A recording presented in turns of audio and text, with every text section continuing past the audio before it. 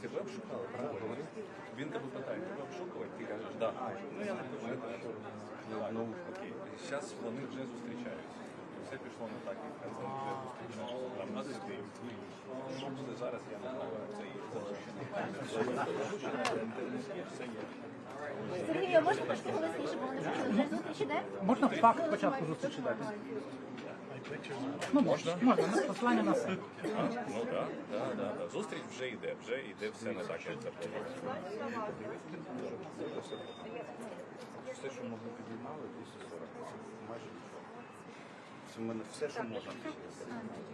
Все пішло не за планом, зустріч вже пішла. Ні, причому на що ви це кажете?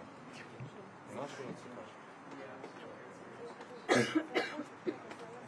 Не треба казати, все пішло не за планом. Ну ви серйозно ви в своєму розумі? За нашим планом, робочим. Сергій, сорі, але зустріч почалася, правильно? Сергій, дивіться, Свята, я тобі... Краще почекати. Свята, я тобі зараз не почалася. Зустріч почалася, все. Потім подивимось. У нас там немає нікого. А? Записувався кінець. Дивіться, я просто боюся казати так, як є, тому що зараз почнеться зустріч, пішла не за планом і таке інше. Не буде. Там це можливо, що відбувається.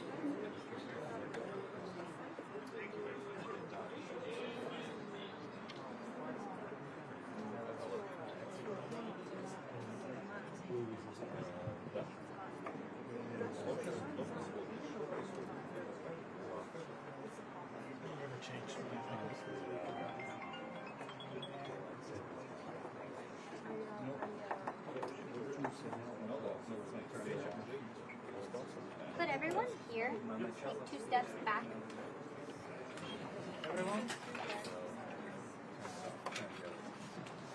And then for the Ukrainian press, can I have all the officials? You will go in first, America officials, and then the press.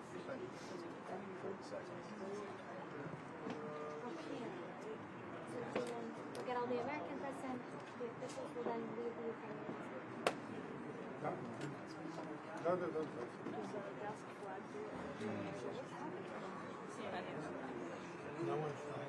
I don't have to change the area. Oh, I should.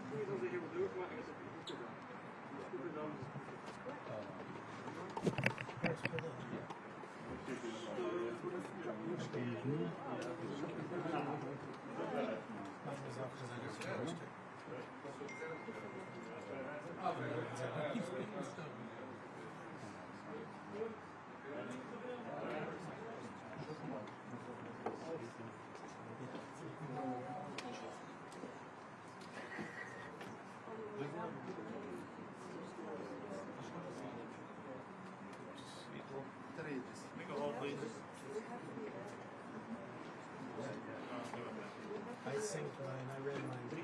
Cameras out.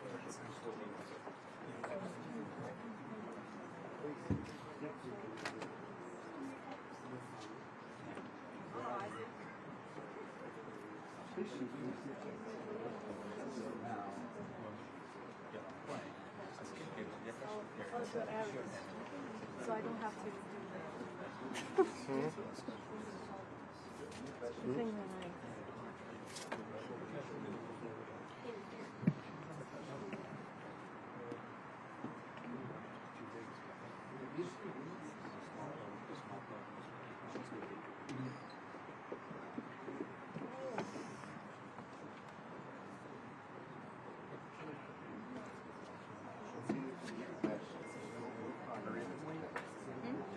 Hurry up and wait. Always. That's a predatory. Ну, вони потім теж, а вони теж так не так. Ніхто не знає,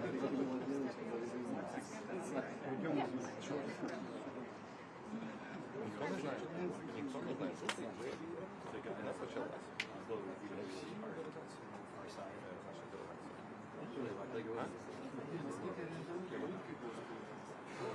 Всі це я сидів, те, що побачив, коли я маю точно.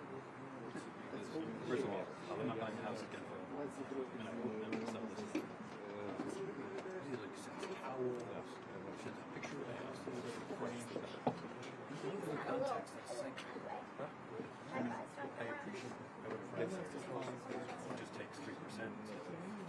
We could have a pack lunch.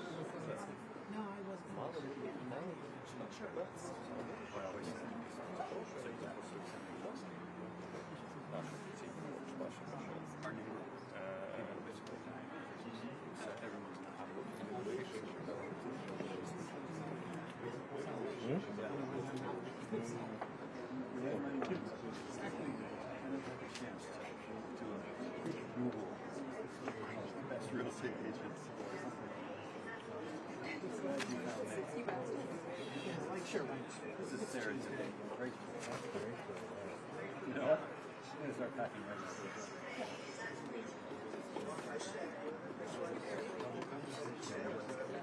Let's just do this deal. It was strange to see our last house downtown.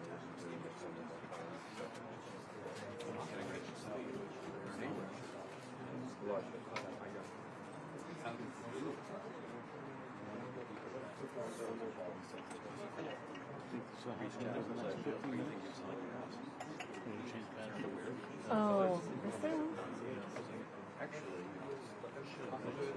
Yeah.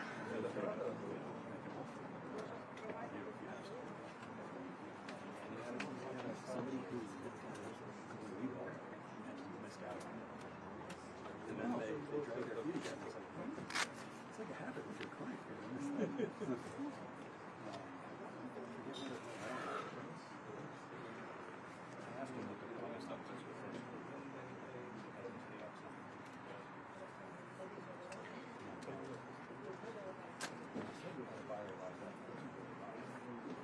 You guys can make a path right here.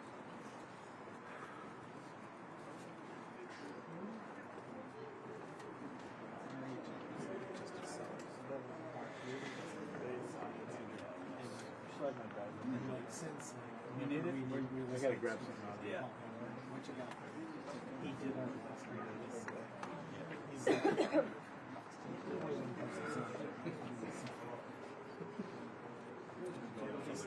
relatively solid. You really what I want.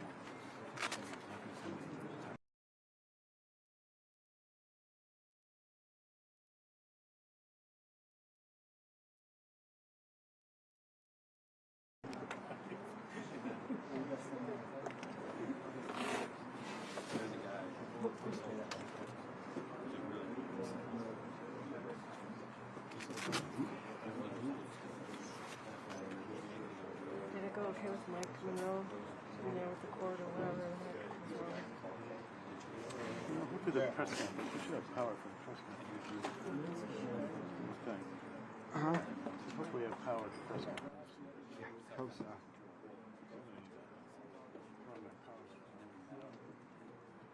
Yeah, I was charging my battery during the hold. So. Yes. Earlier? Right.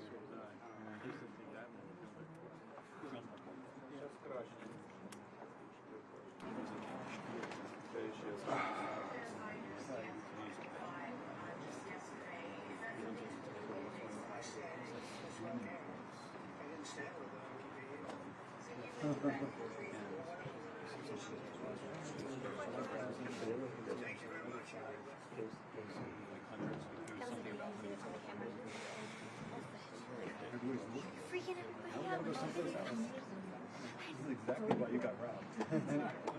No sense. What did this happen? He's from like his wife's home.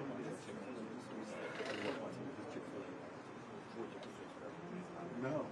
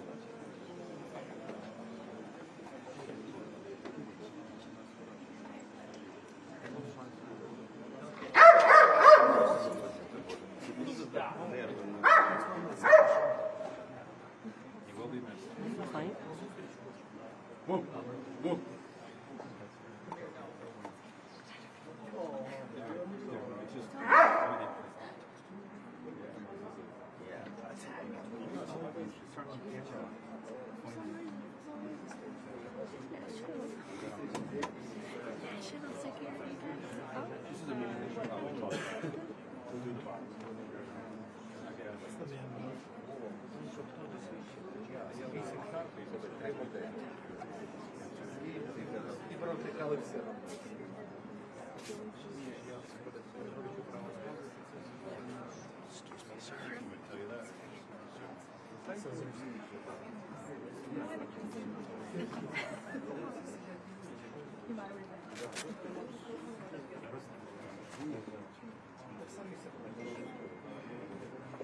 That's why he doesn't get tripped. I'm afraid if I sleep in the pool,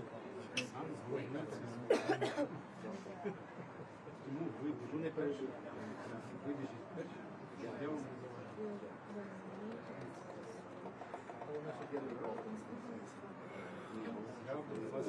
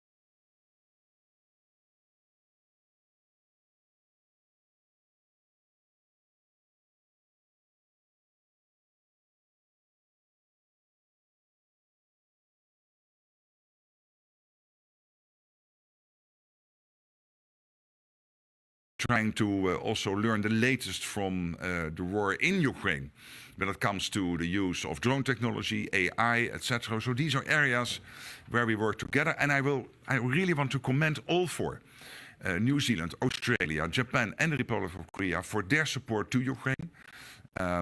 In various ways, in financially, practically, that is really very important, and it means that it's not only NATO helping there. We are really in this in a relationship with countries from far from here, but still very dear and near to us. So I really want to thank you for being here. We now will go over to the meeting. I told them if you disagree with what I'm saying, you cannot say that. But I think this was okay. Yes. So let's go. Let's go.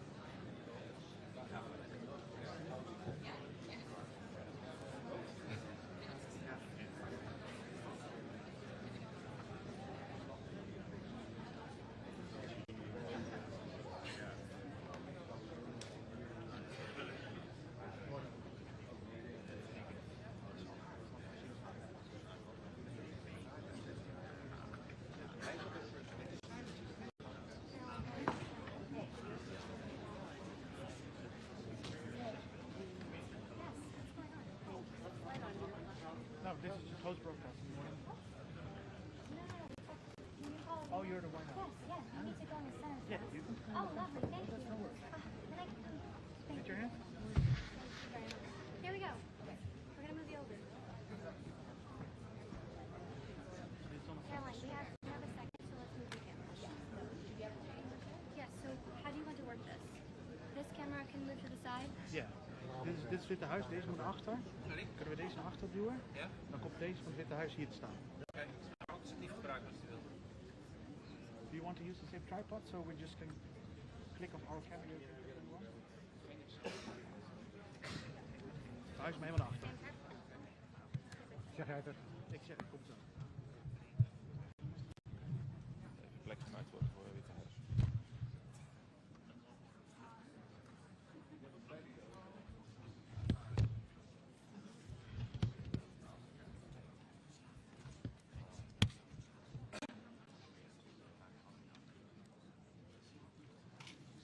Ze zijn niet heel vriendelijk, zeg maar.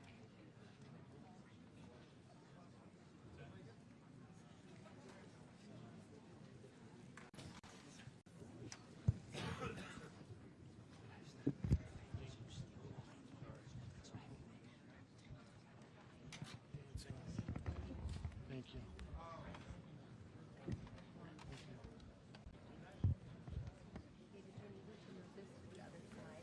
Ja, hang on. Maakt het uit.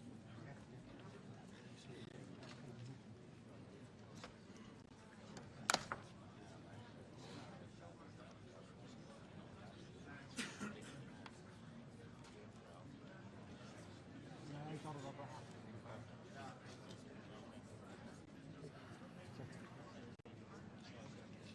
Ja, ze willen gewoon een eigen ding.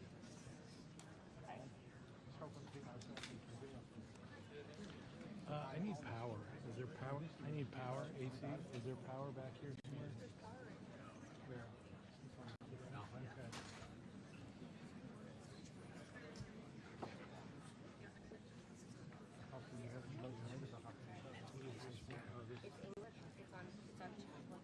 Okay. Okay.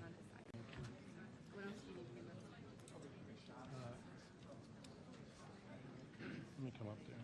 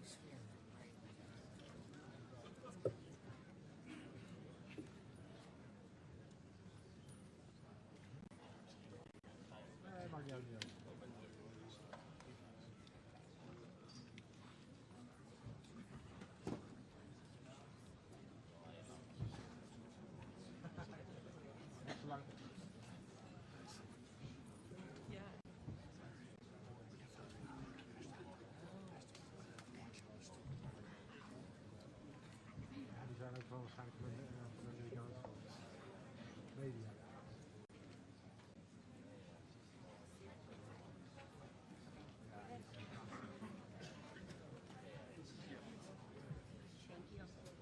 David, Ethernet is right behind you. Ja, dat was van de vertaling. Thank you.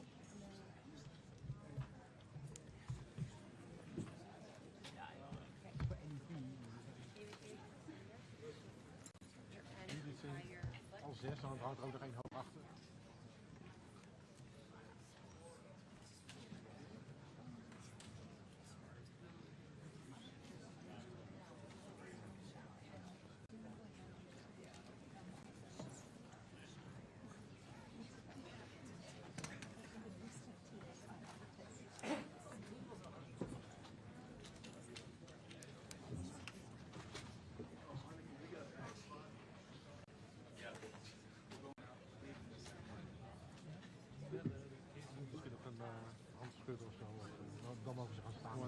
Is this also mine?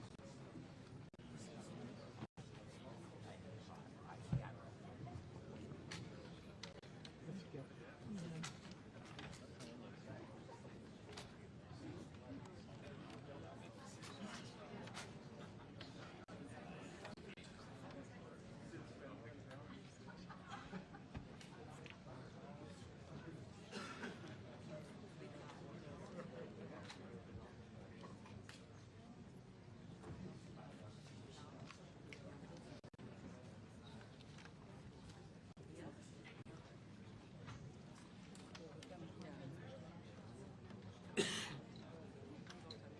Yeah, it's back up. Thank you.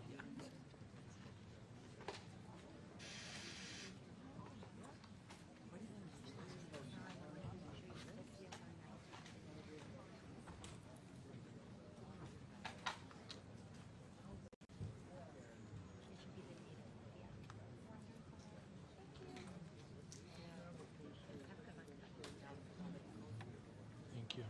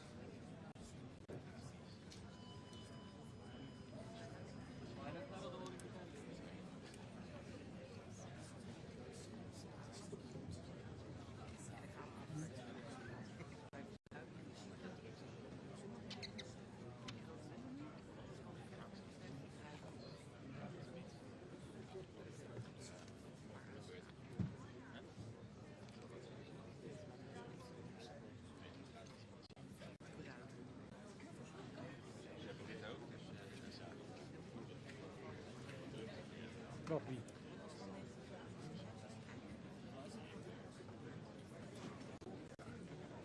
Natuurlijk. Buiten rood. Hij niet.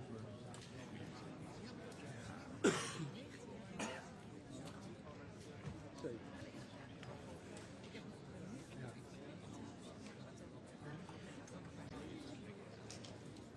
Ik heb het gemist.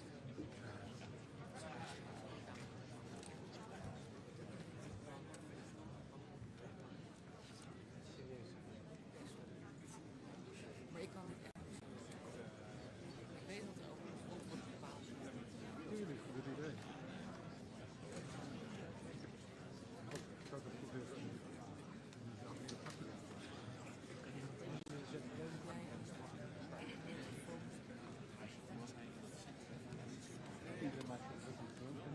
Nee, sorry. Ja, nee.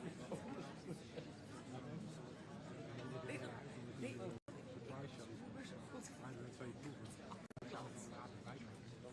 Dit is de leeftijd.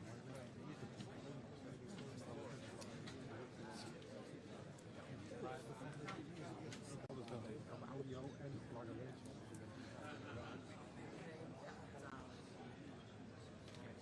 Weet iedereen.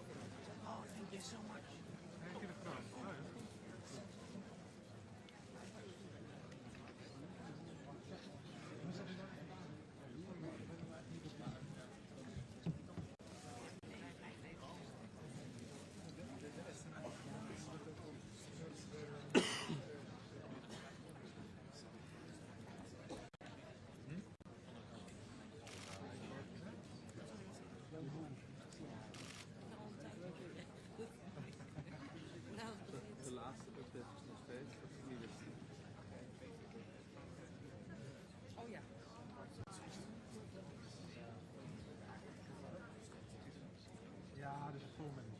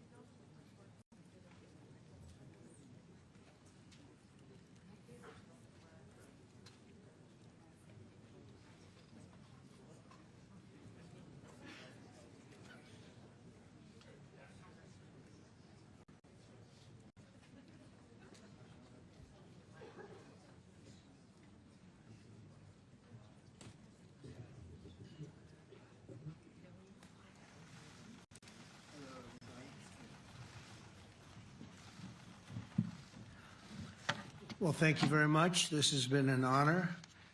It was a fairly long trip, but worth it. Tremendous things have been accomplished, as you probably noticed. Listened to a lot of wonderful speeches from the heads of a lot of wonderful countries.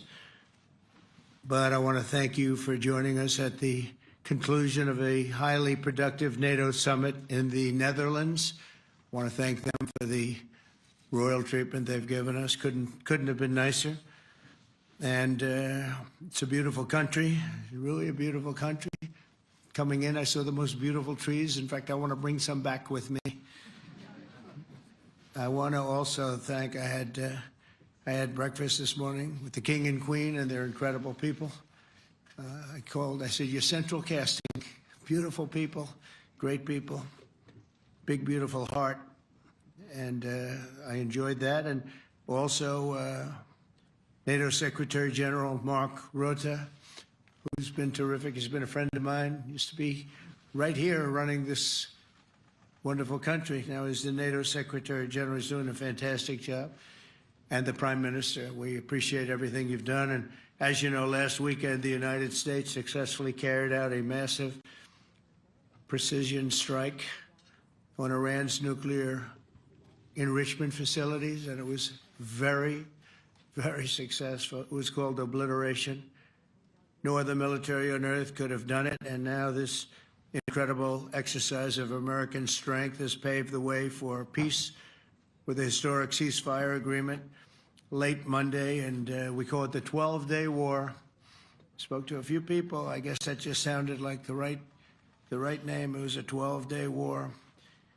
And we think it's over. I don't think they're going to be going back at each other. I don't think so.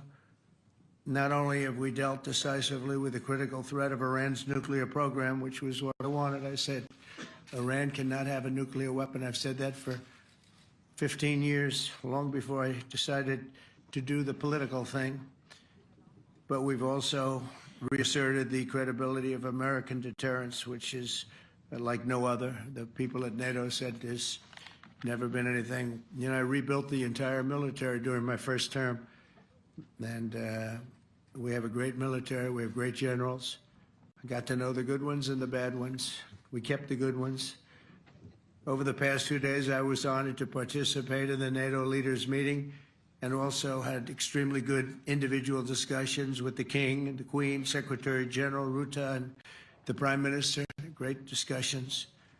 Very knowledgeable people. Major focus of our conversations at the summit was the need for other NATO members to take up the burden of the defense of Europe, and that included the financial burden. As you know, it was 2%, and we got it up to 5%. And they said, a couple of them came up to me. One in particular said, sir, we've been trying to get it up to 3% for 20 years, and we haven't been able, and you got it up to 5%. So they're going to be, most of them, I guess almost all of them, are going to be contributing now 5%. A number that people are surprised at, but you need it today. The United States accounts for 2/3 of all NATO defense spending. And since I began pushing for additional commitments in 2017, believe it or not, our allies have increased spending by $700 billion. I said to people, you don't have any money, and a lot of them weren't paying. And so I started the process, and I picked it up as soon as I got back, which is 6 months ago. And following my election last November, almost all have accelerated plans to reach the 2%, 3%, 4%, and then ultimately, very quickly, 5%. And all of this is going to be done very quickly, almost immediately. You probably know this as well as I do. I'm sure they've been talking about it. It's really been a big focus. In a very historic milestone this week, the NATO allies committed to dramatically increase their defense spending to that 5% of GDP, something that no one really thought possible. And they said, you did it, sir, you did it. Well, I don't know if I did it, but I think I did. This will be known as the Hague Defense Commitment, which is pretty good, pretty appropriate. When the allies reach this number, it will add more than $1 trillion a year. Think of that, $1 trillion per year to our common defense. And this is a monument really to victory, but it's a monumental win for the United States, because we were carrying much more than our fair share. It was quite unfair, actually. But this is a big win for Europe and for actually Western civilization. For years, past administrations failed to get most allies to contribute even the 2%. I remember when I came here, we had 4 countries that were up to 2%, and I remember Poland was there. A couple of them were there, and but most of them were. We had 28 at the time. As you know, it's increased a little bit, and they've agreed now to more than double their budgets in all cases. And Europe stepping up to take more responsibility for its security will help prevent future disasters like the horrible situation with Russia and Ukraine, and hopefully we're going to get that solved. Last week they lost 7,000 soldiers, mostly soldiers, but they're also getting hit in Kiev. They're getting hit in some of the towns also. And that means life. Life is disappearing also in the cities and towns. Should have never happened, would have never happened if I was president. I said it 1,000 times, and it never did happen. It's never even thought about. But it's vital that this additional money be spent on very serious military hardware, not bureaucracy, and hopefully that hardware is going to be made in America because we have the best hardware in the world. You saw that where 14 missiles were shot at us the other day. And they were very nice. They gave us warning. They said, we're going to shoot them. Is 1 o'clock okay? They said, it's fine. And everybody was emptied off the base, so they couldn't get hurt except for the gunners. They call them the gunners. And out of 14 high-end missiles that were shot at the base in Qatar, all 14, as you know, were shot down by our equipment. Amazing stuff. Amazing that they can do. It's like shooting a bullet with a bullet. It's the same thing if you think about it. 14 out of 14, and they weren't even that surprised. I said, do you do that well often? They say, we pretty much do, sir. The Ukraine crisis has also highlighted the urgency of rebuilding our defense industrial base, both in the United States and among the allied nations. We cannot afford to be dependent on foreign adversaries for critical minerals. And as you know, we made a deal with Ukraine to take a vast amount of the land they have for minerals. We need it. And once again, I want to thank all of the people in the Netherlands, incredible people. It's a great place. And all of the NATO allies for the tremendous summit that we just had. A letter just came in, and a statement came in from the Atomic Energy Commission of Israel.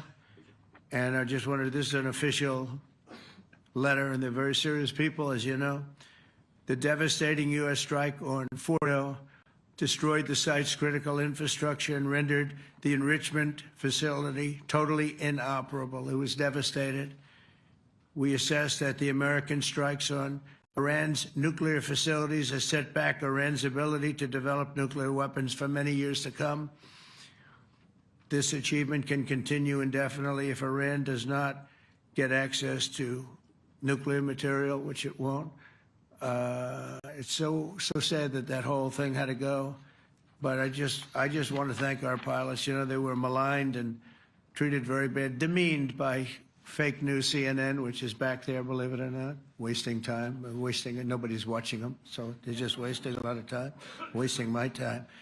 And the New York Times, they put out a story that, well, maybe they were hit, but it wasn't bad. Well, it was so bad that they ended the war. It ended the war. Somebody said in a certain way, you know, that it was so devastating, actually. If you look at Hiroshima, if you look at Nagasaki, you know, that ended a war too. This ended a war in a different way, but it was so devastating. Also, they have, out of Dubai, just came that Iran's foreign ministry spokesman, this is Iran's foreign ministry, says its nuclear installations were very badly damaged by the American strike. So what bothered me about these reports with fake reports put out by the New York Times, failing, I call it the failing New York Times because it's doing terribly. Without me, it would be doing no business at all. But, and by fake news, CNN and MSDNC, all of these terrible people, you know, they have no credibility. You know, when I started, they were at 94% credibility, the media. Now it's at 16%. And I'm very proud of it because I've exposed it for what it is. But when I saw them starting to question the caliber of the attack, was it bad? Well, it was really bad. It was devastating. They were obliterated. In fact, you can't get into the tunnels. They just put that over. That just came out. They can't, there's nothing, there's no way you can even get down. The whole thing is collapsed in a disaster. And I think all of the nuclear stuff is down there because it's very hard to remove. And we did it very quickly. When they heard we were coming, it was, you know, you can't move it. Very hard, very dangerous, actually, to move to. And they also knew we were coming, so I don't think too many people want to be down there knowing we're coming. With the bunker busters, as we call them, we're the only ones that have them. We have the best equipment, best nuclear equipment, and we have the best equipment in the world. And by the way, we can't forget our submarine, which was out there, submarines actually, but submarine was out there. We shot 30 rockets into an area, every single one of them. I think it was almost 400 miles away, I think, Pete, right? 400? And long. It was in the ocean, long ways away. And we shot a total of 30. Every single one of them hit within 9 inches from where it was supposed to be. It took out a lot because we didn't do just 4, though. We did 2 others in addition, which hadn't been completely destroyed. So we hit them with a submarine from hundreds of miles away. Amazing, just amazing equipment. Greatest submarines in the world. Nobody's even close. They're 20 years behind us when it comes to submarine technology. So that's one, and the other was from the Atomic Energy Commission, and they have about 3 or 4 of them now coming in from Atomic Energy Commissions from various places. But the one that we have that just came out, we released it a little while ago, was from the Israeli Atomic Energy Commission, but numerous of them are getting to see the site, and the site has been demolished. And again, we had these brave patriots, these incredible flyers, these people that can fly a plane better than anybody can fly a plane, going into very hostile territory, flying into the territory that has got more missiles and things pointed at it. But it was very stealth. They didn't get to see it. It was dark. That's the amazing thing about the shots. They hit the shots perfectly, and yet it was dead dark. There was no moon. There was no light. It was virtually moonless. It was very dark, and the shots were hit perfectly. But when they get demeaned, and they were very upset about it because they knew how strong it would be. Back in Missouri, the pilots flew about 36 hours, 2 ways, far distance, and in those incredible B-2s. And we then had the F-22s, and we had the F-35s, and we had other planes, and we had, I think, a total of 52 tankers. That means the big tankers, because the refueling was a lot for all of the different planes that we sent. Incredible operation, and I have to say, General Raisin Kane was incredible. That's why he beat ISIS, and we beat ISIS in a matter of weeks. I was told it would take 4 to 5 years. We did it in a few weeks. And he was great. That's why he's the head of the Joint Chiefs of Staff right now, because I had a very good experience with him. He knocked out ISIS in a period of literally a few weeks. Amazing. And it was supposed to take a few years, 5 years to be exact. So we had a great victory there, and we then came here, and I think we had a great victory here. But this is an ongoing project. This is the safety of Europe, the safety of the world. And they've raised it from 2% to 5%, something which nobody, and you're talking about over $1 trillion a year. So we're talking about a lot of money from coming in from countries that were not paying nearly enough to be effective. So I have, as you know, Marco Rubio with me, and Pete Hegseth, Secretary of State and Secretary of War. Should we say Secretary? You know, it used to be called Secretary of War. Maybe for a couple of weeks we'll call it that, because we feel like warriors. Used to be called Secretary of War. In fact, if you look at the old building next to the White House, you can see where it used to be Secretary of War. Then we became politically correct, and they called it Secretary of Defense. I don't know, maybe we'll have to start thinking about changing it, but we feel that way. Do we have any questions, please? Wow. That's a lot of questions. Who's a nice person? Oh, you're not a nice person, but I'll let you ask one. Go ahead. What's he going to ask? He is not nice at all. I know him well. Thank you, Mr. President. Yeah. Thank you for taking the time before flying home. You just said you believe the conflict between Israel and Iran is over. What makes you so confident it is? And what do you do if it isn't? Because I dealt with both, and they're both tired, exhausted. They fought very, very hard and very viciously, very violently, and they were both satisfied to go home and get out. And can it start again? I guess someday it can. It could maybe start soon. I think a big telltale sign was when, as you know, Iran somewhat, by not much, violated the ceasefire, and Israel had the planes going out that morning, and there were a lot of them, 52 of them. And I said, you got to get them back. And they brought them back. They didn't do anything. They brought them back. It was very good. I thought it was amazing, actually. They have fought a hell of a war. They fought very hard. I think the war ended, actually, when we hit the various nuclear sites with the planes. And I just hope you people can give these pilots, these are the best pilots in the world. They're the best shots in the world. They call them shots. That's what they are. And wait a minute. And I just hope you can give them the respect they deserve, because they came home to fake news. And like, oh, gee, there was hardly any damage. The things are decimated. So, but I think, no, I think they're very much finished. I think Israel's going to get back to doing what they do. And I think that Iran's going to get back. You know, Iran has a huge advantage. They have great oil, and they can do things. I don't see them getting back involved in the nuclear business anymore. I think they've had it. They've been at it for 20 years, and I don't see that happening either. Now, if it does, we're always there. It won't be me. It'll be somebody else, but we're there. We'll have to do something about it. Yes, please, go ahead. Go ahead. Oh, fake news, CNN? Oh, yeah, here we go. Wait till you hear this question. You should really say how great our soldiers and our warriors are. I think everyone appreciates our soldiers and our warriors. I do have two questions for you, Mr. President. You just cited Israeli intelligence on these attacks. Earlier, you said U.S. intelligence was inconclusive. Are you relying on Israeli intelligence for your assessment of the impact of the strikes? No, this is also, Iran made the statement. And it's also, if you read the document that was given, that Pete can talk about if you'd like, the document said it could be very severe damage, but they didn't take that. They said it could be limited or it could be very severe. They really didn't know, other than to say it could be limited or it could be very, very severe. And you didn't choose to put that because it was very early after. Since then, we've collected additional intelligence. We've also spoken to people who have seen the site, and the site is obliterated. And we think everything nuclear is down there. They didn't take it out. Okay, question? Please, go ahead. Go ahead. Yeah, blue dress. Thank you so much, Mr. President. Yesterday, you said China can now continue to purchase oil from Iran. Yeah. Are you giving up on your maximum pressure campaign? Because With there's who? sanctions right now. With who? On Iran? No, look, they just had a war. The war was fought. They fought it bravely. I'm not giving up. They're in the oil business. I mean, I could stop it if I wanted. I could sell China the oil myself. I don't want to do that. They're going to need money to put that country back into shape. We want to see that happen.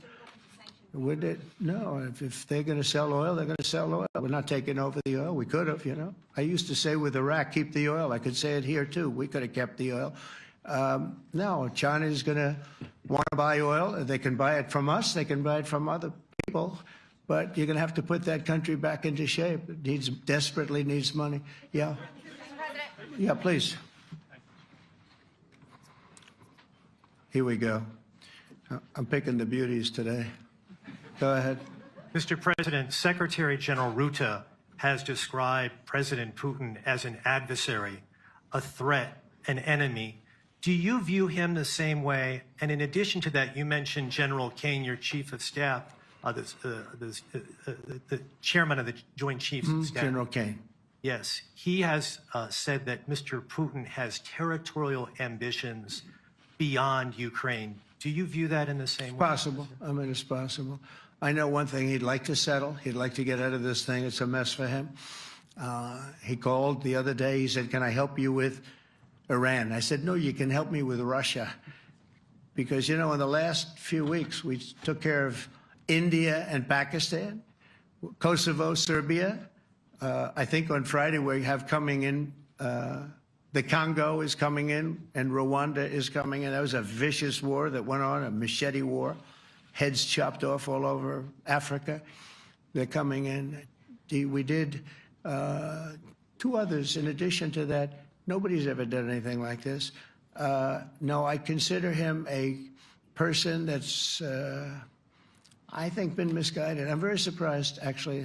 I thought we would have had that settled easy. I've settled 4 of them in the meantime. But he did call up, and he said, he's close to Iran. He'd like to help us get a settlement. I said, no, you help me get a settlement with Russia.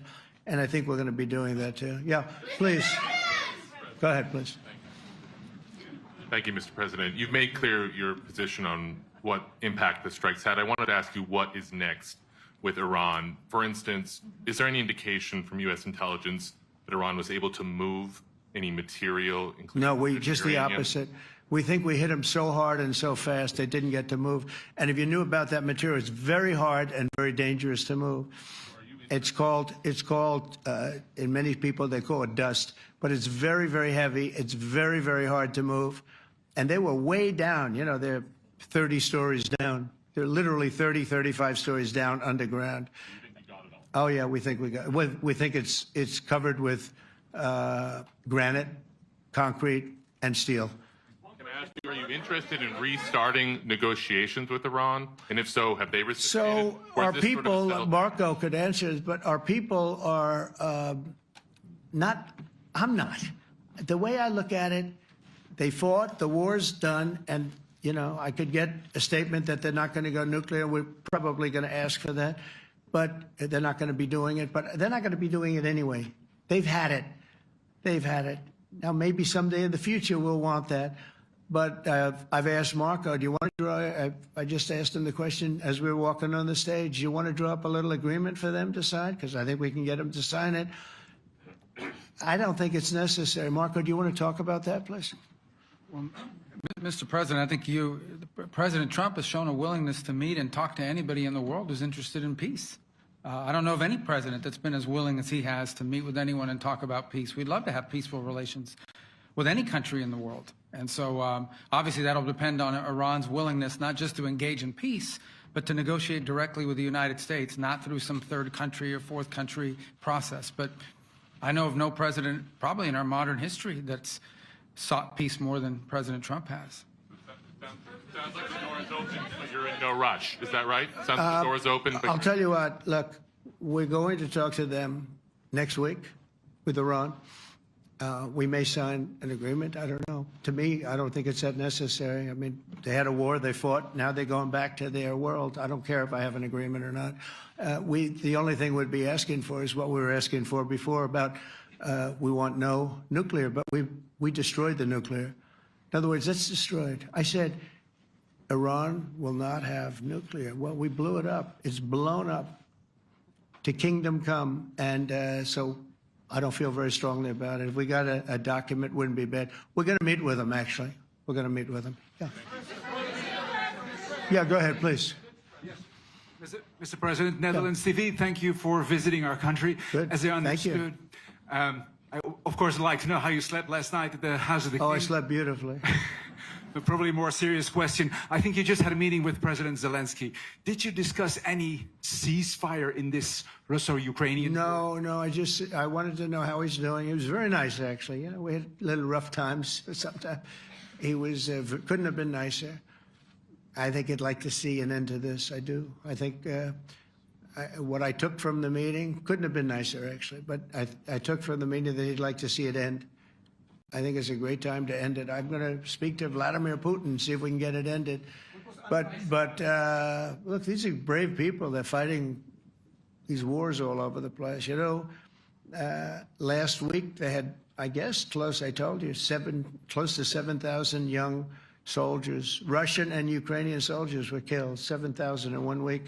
It's crazy. It's crazy. So I'll be speaking to Putin. No, I had a good meeting with with Zelensky, and I had a lot of good meetings. We had a lot of good meetings with a lot of people, a lot of great leaders. But he's fighting a brave battle. It's a tough battle. Yeah. Go ahead, white dress. Thank you. Ida Hallikainen from Finland, Ilta-Sanomat. Good.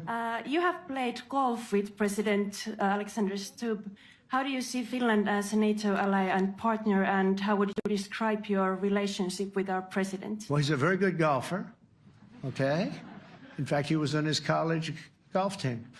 He went to a good college in the South, as you know, a very good college, and he was a good golfer. We had a good time. I think my relationship's great. I want to buy icebreakers. You know, you're very good at icebreakers. And I actually made him an offer. I didn't go to Congress. They'll try and impeach me for this. But there's an old, it's not old, it's fairly new, but it's used icebreaker. And I offered him about 1/3 of what he asked for. But we're negotiating. We need icebreakers in the U.S. And if we can get some inexpensively, I'd like to do that. Actually, they'll fix it up, make it good. Also, we may buy some icebreakers. You know, you're the king of icebreakers, that particular country. They make them good.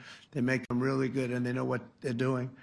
And so we're negotiating with them for about 15 different icebreakers. But one of them is available now. It's old, and it's, old. It's like 5-6 years old. Now we're trying to buy it. I'm trying to make a good deal. That's all I do my whole life. My whole life, that's all I do is make deals. Yeah, please. Go ahead. Sir, go ahead. Yeah, a question for NewsHour, Dutch TV. First of all, on Article 5, on your way here, you spoke about the commitment of the U.S. to Article 5, saying, I'll give you my definition once we're here. Yeah. What is your definition, and may the U.S. commitment to Article 5 change in case some of the NATO members do not reach the threshold that was discussed today? My second question is following up on a colleague on Iran. What intel reports do say that everything over there was obliterated? Yeah, well, there are numerous of those reports, and they're coming out fast and furious. But the most respected ones we've already seen. And I will say that on a very confidential basis, they're looking at the reports, like numerous reports, and including people going to the site and checking the site. And they're going to be having, I guess you're going to be having over the next couple of days a full, you're going to encapsulate it. But no, the site was obliterated, just like I said it was, and just like the pilots should be given credit for.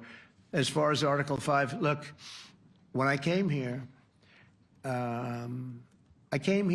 because it was something I'm supposed to be doing, but I left here a little bit differently. I said, I watched the heads of these countries get up, and the love and the passion that they showed for their country was unbelievable. I've never seen quite anything like it. They want to protect their country, and they need the United States. And without the United States, it's not going to be the same. And you can ask Mark, or you can ask any of the people that were there. It was really moving to see it. They love their country. They were so respectful of me because I'm the head of the United States. And I made, the King of Saudi Arabia, when I was in the Middle East, so I was in Qatar for a different reason, not a reason to get shot at. We were in there for economic development reasons, Qatar, UAE, and Saudi Arabia. All three leaders of those countries, and we took back $5.1 trillion into the United States. All three leaders said, you're presiding over the hottest country in the world. The United States right now is the hottest country. Everybody wants to be there. Everybody wants a piece of it. He said, a year ago, your country was dead. You had a deadhead running it. You had a country that was dead, and it was dead. You had people pouring through the borders. You had inflation. You had everything. He said, you've made it in 5 months at that time. You've made it the hottest country. This is the hottest country in the world. The United States right now is the hottest country in the world. And when I was around that table, it was a nice group of people, many of whom I knew from previous. When I saw the passion they had for the country, almost everyone, and you probably have the tapes, it was very public, but almost every one of them said, thank God for the United States. Without the United States, they couldn't really have NATO. It wouldn't work. It wouldn't work. It will in the future because now they're paying much more money. But It wouldn't work. It was great. And I left here differently. I left here saying that these people really love their countries. It's not a ripoff. And we're here to help them protect their country. Okay, we'll do one or two more. Thank you, Mr. President. Yeah. A question on Spain. Are you satisfied with today's... Oh, I think Spain's terrible what they've done. No, I do. They're the only country that won't pay the full up. They want to stay at 2%. I think it's terrible. And, you know, they're doing very well. The economy is very well. And that economy could be blown right out of the water with something bad happening. You know, Spain is the only country that... Are you from Spain? Yeah. Good, congratulations.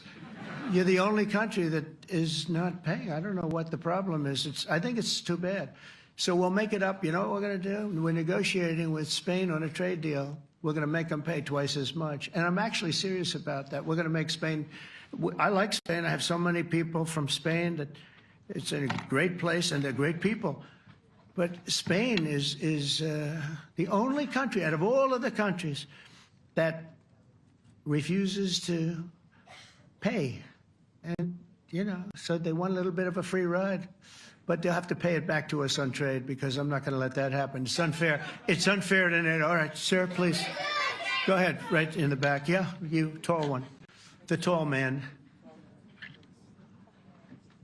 Mr. President, Johannes Petra from Austrian National Television. How are you? You once said that you would end the Ukraine war in 24 hours. You later said you said that sarcastically. Well, of course it was sarcastic. But you've now been in office for 5 months and 5 days.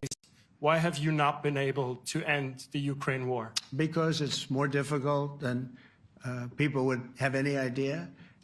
Vladimir Putin has been more difficult. Frankly, I had some problems with Zelensky. You may have read about him. And it's been more difficult than other wars. I mean, look, we just ended a war in 12 days that was simmering for 30 years, frankly.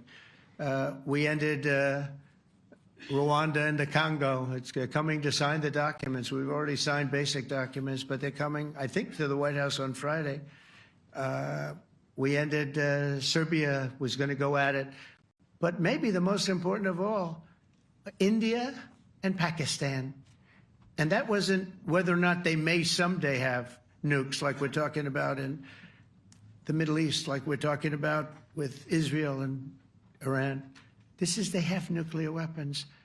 I ended that with a series of phone calls on trade. I said, look, if you're going to go fighting each other, it was getting very bad. You know how bad that last attack was. It was really bad.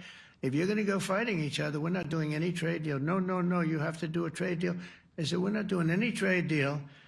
And in fact, I had the general, who was very impressive. The general from Pakistan was in my office last week. You know, Prime Minister Modi is a great friend of mine. He's a great gentleman. He's a great man. And I got them to reason. I said, we're not doing a trade deal if you're going to fight. And if you're going to fight each other, we're not doing a trade deal. And you know what? They said, no, I want to do the trade deal. We stopped the nuclear war. Go ahead. Go ahead, Jeff. Here's another beauty, Jeff.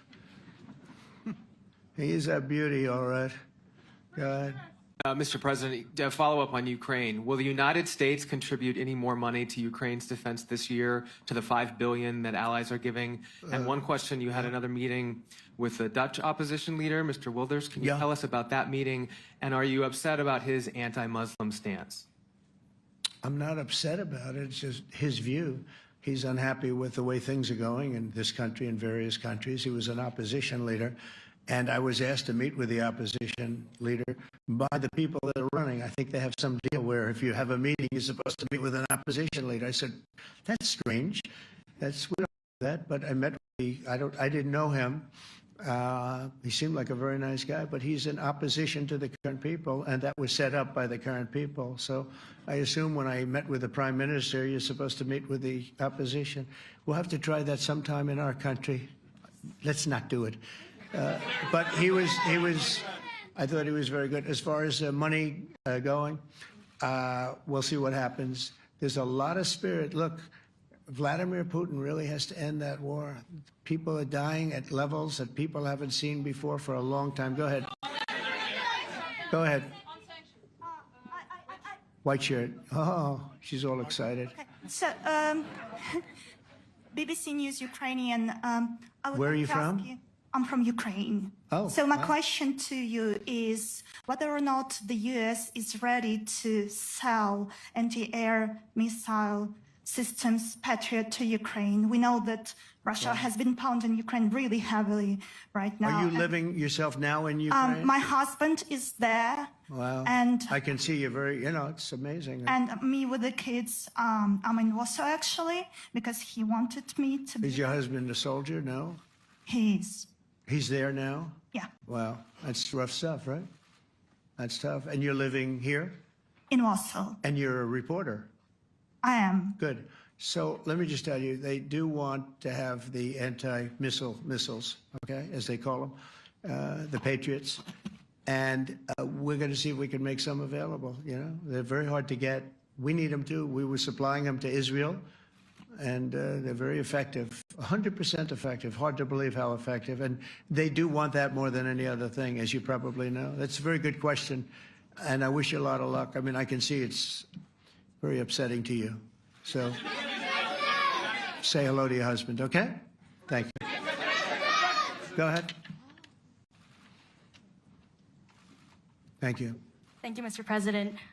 You were criticizing Where are you from? Bloomberg News. Oh, Bloomberg. That's wonderful.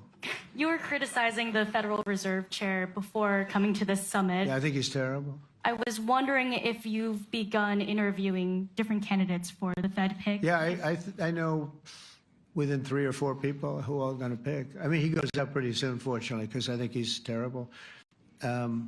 We have no inflation. We have a tremendous economy.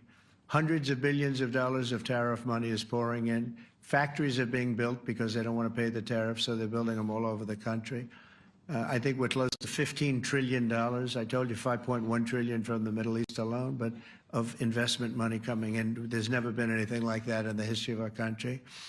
But we have no inflation. And we have borrowing because Biden, stupidly, they did short-term debt. So we have borrowing coming up. And, we'll go 10 years, maybe longer, maybe shorter, but we'll go a long period of time when we do the debt. And because of him, because of this guy, we will have to pay for years. We'll be paying for him. And I said to him, listen, there's no inflation. He says, but maybe there'll be some. That's true. I said, if there is some, what you do is raise the rate. I'm okay with that. You raise the rate in 2 years from now or a year from now. But because the rate's high, we have to pay more for debt. It's pretty equal. In other words, if it's 4%, it's 4%. If you drop it a point, you'll pay 3%. So it's fairly equal, not necessarily, but fairly equal. So we're going to end up paying maybe 2 points or 3 points more.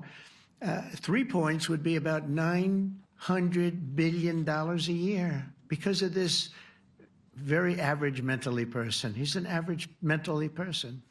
I'd say low in terms of what he does, low. Low IQ for what he does, okay? Wait, so instead of paying $900 billion, we don't want to pay 900 just because he doesn't want to lower the rate. I said, if there's inflation in 2 years or 3 years or 1 year from now, you raise the rate and you take care of the inflation, among other things. But he's probably a very political guy, I guess. I don't know. I think he's a very stupid person, actually. All right, one more. Let's go. How about you? Go ahead. She looks so happy and everything. Thank you. That's why I I'm picked from her. Spain too. I'm Ana Buch from La Vanguardia. I wanted to know if You're where from? Spain too. I wanted to know if you want to. That's the Spain corner right there. Shouldn't have said that. That's okay. I do like Spain, by the way. I think it's unfair that they're not paying, but go ahead. Are you going to negotiate directly with Spain about? I'm going to negotiate directly with Spain. I'm going to do it myself. They're going to pay. They'll pay more money this way. You should tell them to go back and pay. You're a reporter? You tell them to go back. They ought to join all of those countries that are paying 5%. Spain's going to be just about the only one that's not. They were the most hostile toward doing it. It just doesn't make sense to me. Okay. All right, Kelly, go ahead. Here we go. There's another one. Hello, sir. Thank you We got them all today. Okay. So, Mr. President, you talked about expecting some on-the-ground assessments at Fordo and other sites. Now here, Is that here Israeli and U.S.? It's been obliterated, Kelly. It's been What is your message then, sir, to the intelligence community when they present reports? You're not disputing the DIA report. You're just They presented a exists. report that wasn't finished. We're talking about something that took place 3 days ago. I understand that's The report was done So 2 what days is ago. your- Wait a minute. Yes. They didn't see it. All they can do is take a guess. Now, if you take a look at the pictures, if you take a look how it's all blackened, you know the fire and brimstone is all underground because it's granite and it's all underground. You don't show it. But even there, with all of that being said, the whole area for 75 yards around the hole where it hit is black with fire. The group that's run by this gentleman, in fact, you may want to talk about it for a second because we're going to issue a report. And I think it's not even a very exciting report at this point. It's been obliterated, totally obliterated. And they did a report, but it was like, if you look at the dates, it's just a few days after it Understood, happened. sir. So they didn't see it. They said it may be very severe. Go Understood. ahead. Do you have a message for the intelligence community, though, in terms of unvarnished information getting to you, that it's not... I don't really have a message. I would say issue the report when you know what happened. I wouldn't say that it could be severe or maybe not. They use the word severe. It could be severe or maybe it's not. And briefly- So people like you picked up and said, oh, it's not severe. We're just No, looking for the report was not a complete report. Yeah, the message was probably wait till you know the answer before you... And Go sir, ahead. did you not have a public component to your Zelensky meeting for a tactical reason with President Putin? Let him answer this. Hello, Mr. Secretary. Yeah. There's a reason the president calls out fake news for what it is. These pilots, these refuelers, these fighters, these air defenders, the skill and the courage it took to go into enemy territory flying 36 hours on behalf of the American people and the world to take out a nuclear program is beyond what anyone in this audience can fathom. And then the instinct of CNN, the instinct of the New York Times is to try to find a way to spin it for their own political reasons to try to hurt President Trump or our country. They don't care what the troops think. They don't care what the world thinks. They want to spin it to try to make him look bad based on a leak. Of course, we've all seen plenty of leakers. And what do leakers do? They have agendas. And what do? Do they share the whole information or just the part that they want to introduce? And when they introduce that preliminary, a preliminary report that's deemed to be a low assessment, you know what a low assessment means?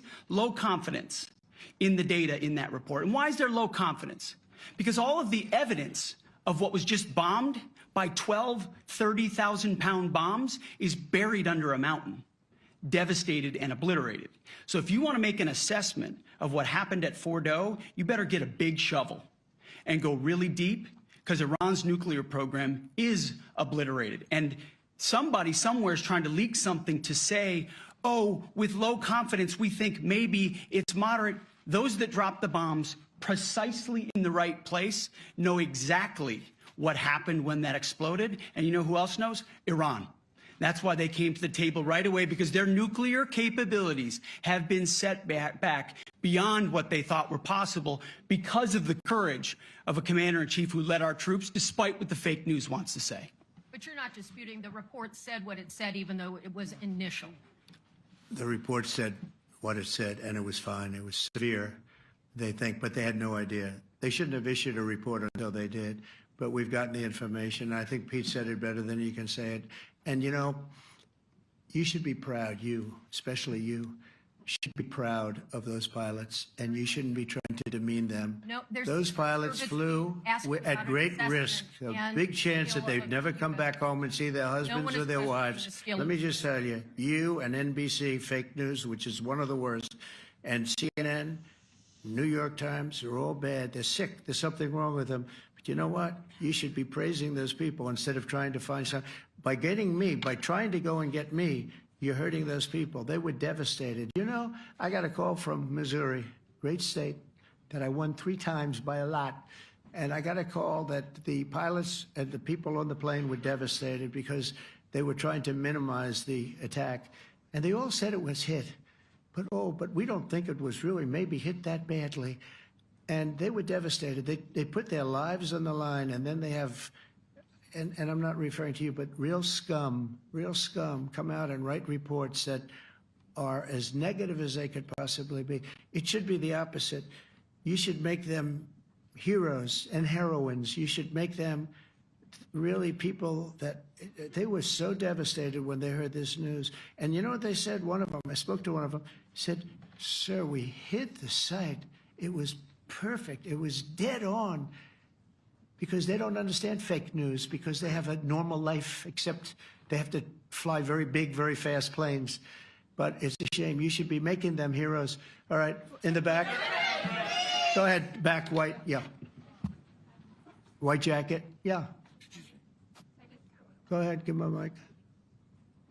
Hello. Deborah Haynes from Sky News. Good. Mark Rutte, the NATO chief, who is your friend, he called you daddy earlier. Do you regard your NATO allies as kind of children? No, he likes me. I think he likes me. If he doesn't, I'll let you know. I'll come back and I'll hit him hard, okay? No? Do you He did it very affectionate. Daddy, you're my daddy. Do you regard your NATO allies, though, as kind of like children, and they're obviously listening to you and they're spending more, and you're obviously appreciative of that, but do you hope that actually they're going to be able to defend themselves, defend Europe on their own? I think they need help a little bit at the beginning, and I think they'll be able to, and I think they're going to remember this day. And this was a big day for NATO. You know, this was a very big day. They took it. One of the gentlemen said, "You know what? We've been trying to raise money raise the rate for 30 years," he said, 20 years, from almost the beginning. And he's been there for a long time. He said, "Until you came along, it never happened. What you did is amazing." It's been sort of an amazing day for a lot of reasons, but also for that. Yeah, go ahead. Do you think they can do it without you, though, in the future? Can they do it without Well, the ask United Mark. States? I mean, you have to ask Mark, okay? So we're heading back. We're heading back. I want to thank these two gentlemen behind me. They're incredible people, both of them. They've done a fantastic job. And Susie's in the front, and she's done great. And Monica, thank you very much. That was quite an exciting time. And we're going to be heading back. We'll be back soon, and we'll see you in Washington, D.C. Remember this, we have the hottest country anywhere in the world. Thank you very much, everybody. Thank you.